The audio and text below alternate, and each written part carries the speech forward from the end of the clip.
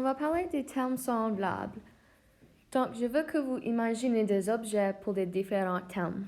Donc, vous vous souvenez que j'ai dit que des numéros peuvent être un terme. Donc, si tu as 5, c'est un terme parce qu'il n'y a pas d'addition ou soustraction pour les séparer.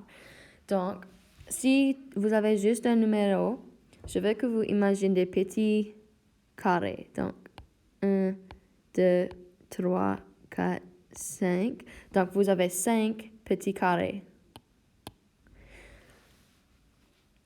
Pour les lettres, si votre lettre est à l'exposant 1, ou s'il n'y a pas d'exposant, parce que pas d'exposant veut dire exposant 1, donc on va dire X. Si vous avez X, je veux que vous imaginez un gros rectangle comme ça.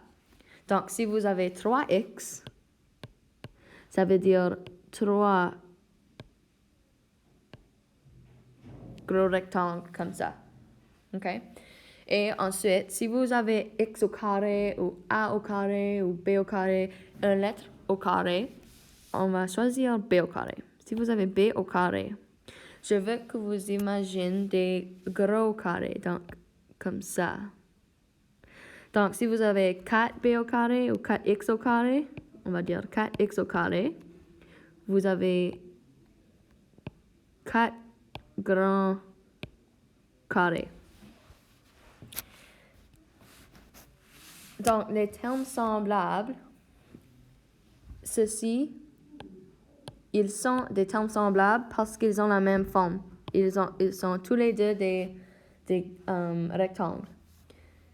Ceux-ci ne sont pas des termes semblables parce que ceci, c'est un rectangle et ceci, c'est un gros carré. Donc, ils ne sont pas des termes semblables.